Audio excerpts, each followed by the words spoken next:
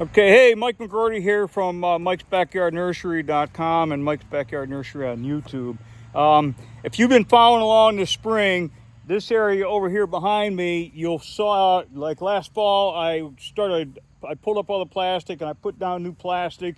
Or actually, I put 17 yards of soil in there to get this area leveled up so that it didn't hold water anymore. It worked incredibly well. So this area was perfect this year. But if you've been following along with me this year, this area was completely full of plants. You know, we potted all spring, we got it full. Now, I had my last sale just, I don't know, 2 weeks ago, something like that. These plants that you see left are daylilies. They did not sell.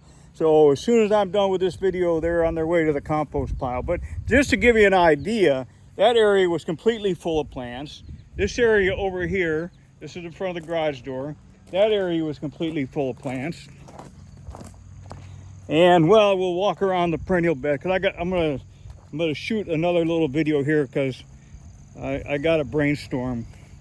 That's not always a good thing, but I got a brainstorm. So this area, we actually redid this area in the spring too. If you remember, if you look back a few videos in the spring, we pulled up all the plastic.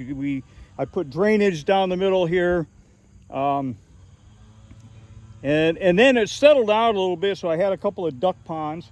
So just like last week or so, I pulled this plastic back. I put another yard of pea gravel in there to help to fix my drainage, and now I'm really, really happy with it. But basically, this is the only thing we have left is the plants in this area for sale. So, you know, for those that, for 3 days straight, people came and bought plants. So that's a good thing, and that's why we do what we do. So just kind of a little quick update on plant selling in 2025.